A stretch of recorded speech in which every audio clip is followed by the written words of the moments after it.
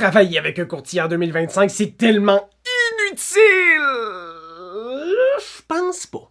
Les gens souvent réalisent, après avoir utilisé un courtier, que il y a de la job là, derrière cette transaction-là. C'est pas juste un papier, une pancarte, une visite, une transaction, on empoche notre argent.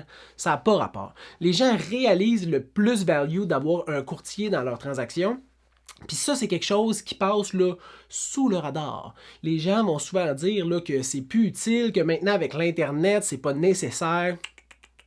Si tu parles à ceux qui ont utilisé les services d'un courtier, c'est pas ce qu'ils vont dire. Puis là, je vais te donner 10 différentes raisons, 10 avantages ou 10 commentaires que les gens qui ont utilisé un courtier ont dit pour te faire voir l'envers de la médaille de ce qui peut se dire sur les réseaux sociaux, mettons. Première chose, l'évaluation marchande est souvent plus juste. Ça veut dire les suggestions que le courtier va donner sur le prix d'affichage sont davantage basées sur des statistiques concrètes et plus récentes que ce que tu peux avoir toi-même ou avec un service publicitaire. Puis, si vous écoutez une couple de mes vidéos, ou vous m'avez déjà vu parler sur les réseaux, là, c'est le nerf de la guerre. Hein? Le prix d'affichage, c'est le plus gros impact que tu peux avoir dans ta mise en marché. Fait que d'avoir une suggestion de prix d'affichage qui est adéquat, qui est stratégique, puis qui te permet d'avoir le max de visites possible, bien c'est sûr que c'est un conseil, c'est une expertise que tu ne devrais pas te passer. Puis ça, bien, le courtier est capable de te donner ça. La préparation des documents, fait que la préparation du dossier, les recherches, la construction du dossier peut être, parce que c'est pas tout le monde qui travaille pareil, je suis d'accord avec toi, mais peut être définitivement plus complète et facile à partager. Premièrement, parce que les documents sont mis dans un système interagence, donc tous les 17 000 courtiers du Québec y ont accès, puis c'est numérisé. Donc, moi, exemple, quand quelqu'un m'écrit directement, parce que oui, je sais, on ne devrait pas faire ça quand on est un acheteur, mais il y a des gens qui m'écrivent directement. Première chose que Danny, qui est notre directeur de l'expérience de client, fait, c'est d'envoyer tous les documents reliés à la propriété. Ça veut dire là, taxe municipale, taxe scolaire, déclaration du vendeur, compte d'hydro, certificat de localisation, rapport de forage, conformité des installations septiques, facture de thermopompe, facture de réparation de toiture, rapport de compagnie d'assurance qui a pris en charge une fuite d'eau en dessous du bain, peu importe. Tout est déjà envoyé. Fait que le client, il reçoit ça, puis après ça, il demande sa visite. Il a déjà pris connaissance de tous les documents. Ça aide énormément. Ça aide énormément à prendre action. Ça concrétise les visites. Fait que quelqu'un qui visite, puis qui a déjà lu tous ces documents-là, est capable de porter une attention particulière durant sa visite, ce qui fait qu'il y a moins de revirements de situation après sa visite, puis moins de questionnements. Regarde, vous le savez, la préparation, c'est 80% de la réussite d'un projet. Mais quand ton dossier est bien monté, ça fait toute la différence. La préparation des lieux est souvent plus adéquate. Puis là, ça dépend évidemment du propriétaire, mais d'habitude, là, le courtier a quand même un œil sur c'est quoi une bonne préparation de la propriété, puis est capable de dire ses conseils. Moi, j'ai mon cours en home staging puis en design intérieur.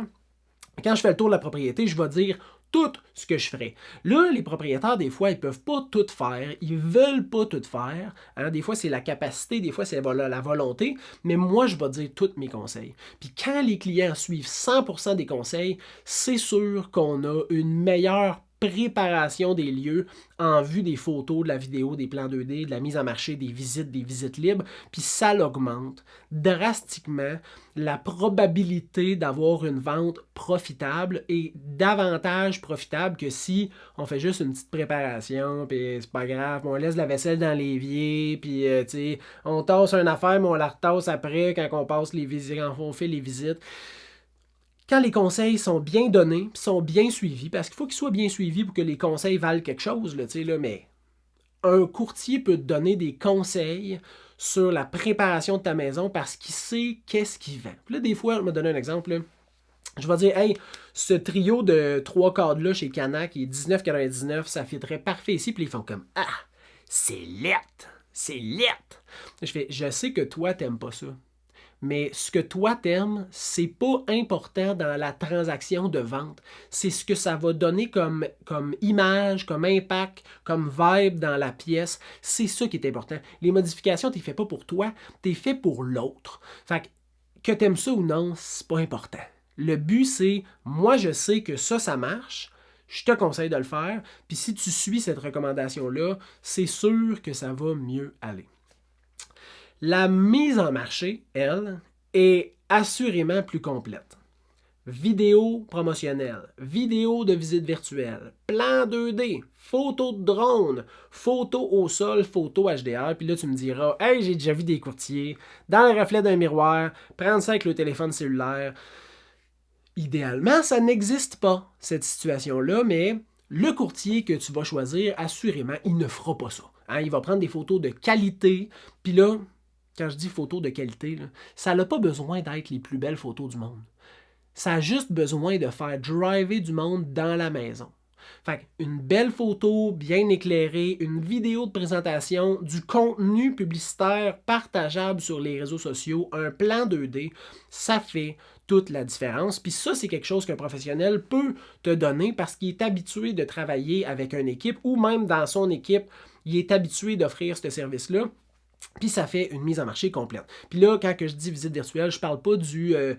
tu tournes ton téléphone pour tourner dans la pièce, là, genre Matterport, là, c'est pas ça. Une vidéo de visite virtuelle avec de la musique, des plans plus dynamiques, hein, des avancées entre les pièces pour pas perdre la personne en 14 secondes de couloir ou de marche, c'est trop long. Fait un accéléré là-dedans. Je te parle d'une mise en marché de qualité. Ça fait toute la différence. Les stratégies de mise en marché sont pas aléatoires, sont basées sur une expérience fondée du professionnel que tu as pris. Fait que si lui, il sait que telle date de mise en marché, c'est mieux que telle date, ou tel mois, ou de prendre les photos en septembre, mais de mettre en octobre, ou peu importe, là, c'est quoi la stratégie qui va aider ton dossier, cette personne-là, que tu peux ou que tu songes peut-être prendre, ben il y a une expertise. Et cette expertise-là, ça ne s'achète pas. Hein? Ça ne s'achète pas, ça peut se prendre si tu prends son service. Mais lui, il ne peut pas l'acheter. Il l'acquiert au fil du temps. Fait que de choisir un professionnel qui a une bonne expertise, une expérience de plusieurs années, ça fait toute la différence parce que chaque petit conseil, c'est des 1%, 2%, 5% de plus d'efficacité puis de probabilité de réussite, mais c'est quand tu accumules tout ça, toutes ces petites actions-là, qui fait que tu as un projet qui fonctionne mieux. Le nombre de visites est souvent supérieur. Pourquoi? Parce que les courtiers peuvent visiter avec leurs clients parce que oui, quand c'est vendu directement sur Black Market, Kijiji ou une compagnie publicitaire, il y a des clients qui ne veulent pas aller visiter parce qu'ils veulent une transaction sécuritaire. Ils ne veulent pas payer leur professionnel, mais ils veulent que le professionnel les conseille puis les suive. Donc, ça va réduire le nombre de visites si tu n'as pas déjà un accord de partage financier qui fait que les courtiers vont venir visiter chez vous. Ça, c'est la première chose. La deuxième chose, c'est que les visites se planifient facilement par un système interagence qui s'appelle ImoContact. Fait que les demandes de visite peuvent se faire super facilement. Puis, normalement, la disponibilité a déjà été discutée avec le propriétaire. Le propriétaire est absent durant les visites. Les horaires de visite sont déjà préétablis. C'est plus facile. Parce que c'est sûr que si tu as 2 enfants et que tu es monoparental, pendant les visites, si tu es sur Black Market, il faut que tu fasses tes visites. Parce que tu peux pas juste dire « Ouais, venez à 5h, nous autres on va partir, on va revenir à 5h30. Partez pas avec les meubles, s'il vous plaît. » là. Mais non, il faut que tu sois là. Tandis que là, le courtier, il est là. Fait que lui, il te permet de juste partir, puis aller prendre une marche, ou aller glisser au parc avec les enfants, ou aller pêcher, peu importe. Mais ça te laisse du temps libre pendant que quelqu'un s'occupe de faire visiter. La gestion du dépôt des offres d'achat est assurément plus méthodique. Moi, j'en ai vu là, des histoires comme tu ne créerais pas ça. Là. On dépose une offre d'achat, puis là, le propriétaire nous appelle parce que je représente des clients dans une transaction qui est à vendre directement par le propriétaire. Il nous appelle « Ouais, là, ton offre était bonne, mais là, on a reçu une autre offre, puis là, il a dit ton prix, puis il a donné 5 000 de plus. » Là, je suis comme... ça se peut pas que je sois dans cette transaction-là, je peux pas croire. Fait que là, je rappelle mes clients, ils disent, ouais, on va mettre 5 000 de plus, correct, on la veut la maison. Fait que, fais une modification, envoie ça au client, le vendeur. Me rappelle, genre, 1 heure et demie après, ouais, là, merci, hein, ça a fait toute la différence, ton augmentation de prix. Mais là, c'est ça, je l'ai partagé comme à l'autre acheteur, puis là, il a mis 5 000 de plus que ton 5 000. Là, j'étais, hey, écoute, on s'en va de ça. On se lance pas dans cette transaction-là, ça va être de la merde. Ça commence, c'est de la merde, c'est de la crosse, on veut pas être là-dedans. T'sais. Fait que la gestion des offres les plus méthodiques, mieux gérées, puis là tu me diras, c'est pas super géré. Il y a eu des scandales, oui, mais sur les milliers de transactions, la plupart se passent super bien. Puis ça, c'est parce que c'est des professionnels qui ont l'habitude de faire ça, puis qui gèrent ça méthodiquement. La négociation, même si c'est méthodique, hein, c'est mieux géré. C'est géré par des gens qui vont être capables de vous donner des conseils qui sont basés sur l'expertise. Puis ça, ben, c'est profitable. Tu vois-tu le signe, là? En dollars. Hein? Cette expérience-là de négociation, ben, c'est profitable en dollars. Puis là, des fois, tu sais, de partager les demandes 50-50, ça vaut la peine. Mais mettons, je te donne une image, là, tu t'en vas au restaurant, puis là, ta blonde a vu que tu mettes tes souliers rouges, mais toi, tu veux mettre les souliers noirs. De mettre un rouge puis un noir, c'est pas nécessairement la meilleure décision. Ben, la même chose en immobilier, là, tu me diras, c'est un drôle d'exemple. J'en conviens. En immobilier, ben, c'est la même chose. De séparer 50-50 les frais, c'est pas toujours la bonne façon de procéder. Fait que d'avoir quelqu'un qui est capable, à l'extérieur des émotions, de te donner des conseils, ben, c'est assurément quelque chose qui va t'aider. Puis ça va faire que ta transaction va être assurément plus profitable. Étant donné que c'est un professionnel qui travaille dans le métier de l'immobilier, il y a des références de professionnels, inspecteurs, personnes pour faire des tests d'eau, des gens pour des tests de champ d'épuration faux septiques, des notaires, des courtiers hypothécaires, des spécialistes hypothécaires, des démarcheurs hypothécaires, toutes sortes de références puis de contacts avec des professionnels dans le milieu compétents qui savent qu'ils font un bon travail, puis qui ont un délai acceptable pour réaliser ces conditions-là, puis aider les acheteurs, ben ça va vous aider à réaliser votre projet de vente. Ça, c'est sûr et certain. Pourquoi? Parce que, ben, c'est quelqu'un de qualité en qui on peut avoir confiance, qui va venir aider à réaliser les conditions reliées à la promesse d'achat. Puis ça fait toute la différence parce que j'en ai vu de toutes sortes, là. Puis, quand on laisse ça aléatoire, des fois, des petites surprises qui se contrôlent pas parce qu'on les voit pas venir, on ne sait pas c'est qui, tu sais. Fait que d'avoir une boîte à outils plein de professionnels, ça fait une grosse différence sur la qualité des gens qui vont venir aider à réaliser les conditions. La gestion des imprévus, c'est le dernier point que je veux te parler. Là. Ça fait quoi? 13 minutes, je te parle, c'est assez. Là. La gestion des imprévus, c'est quelque chose qui est difficile. Ça s'acquiert avec vraiment beaucoup de temps, premièrement. Fait que cette expertise-là s'acquiert avec le temps. Deuxièmement, la personnalité de la personne qui va t'aider est super importante parce que si elle est full explosive, elle va être aussi explosive que toi sur trouver des solutions, régler le problème. C'est pas ça que tu veux, mais vraiment pas.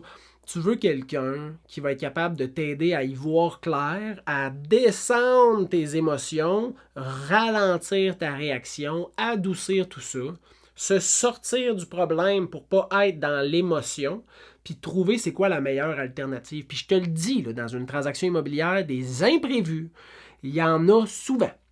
Puis là, tu me diras, hein, travailler avec un courtier en 2025, c'est inutile. C'est inutile si ça se passe fucking bien. Genre une longue ligne droite, là, puis que les deux personnes font comme, non, toi, on va baisser ton prix à ton prix. Non, ton prix, là, on va mettre mes conditions, pas de conditions. Ben, ça arrive jamais, OK? Fait que la gestion des imprévus, là, c'est quelque chose qui est difficile à gérer quand tu es impliqué émotivement. Donc, toi, le vendeur, avec toi, l'acheteur, là, c'est vraiment pas facile à gérer. Fait que d'avoir quelqu'un qui est à l'extérieur de la situation puis qui va venir mettre tes intérêts de l'avant, c'est vraiment quelque chose de positif. Puis ça peut arriver avant la transaction, pendant la transaction, après après la transaction, hein, parce que ça nous est déjà arrivé, là, une fois que tout est fini, la pancarte vendue est mise, on attend rien que le notaire. 2 heures avant le notaire, il y a une situation qui sort d'une boîte de Crack Jack, il faut la gérer. Mais toi, là, tu t'en vas au notaire, là, tu reçois ça, t'es comme ah, c'est pas le fun. Mais d'avoir quelqu'un qui est pas émotionnellement impliqué va venir calmer le jeu puis te donner des alternatives qui sont positives pour la réussite de ton projet. Fait que ça, c'est 10 facettes. Il y en aurait sûrement plus, là, mais je voulais juste te souligner 10 raisons pour lesquelles, même en 2025, là, ça vaut encore la peine d'utiliser un courtier. T'as-tu déjà vendu sans courtier immobilier ou avec un courtier immobilier? Puis dis-moi comment ça s'est passé. Hein? Dis-moi ça en commentaire, écris-moi sur les réseaux sociaux, envoie-moi un courriel, mais je veux avoir ton opinion, je veux connaître ton projet, comment ça s'est passé, ta vente, comment ça s'est passé, que ça soit avec ou sans. C'est quelque chose qui m'intéresse. Fait que je te laisse là-dessus. Si jamais tu as des questions, tu peux m'écrire au info@serviceimmobilier.ca ou aller au serviceimmobilier.ca. Puis prendre rendez-vous, je te souhaite une bonne fin de journée. Merci beaucoup de m'avoir écouté pendant 16 minutes. C'est long. Je suis désolé. À la prochaine.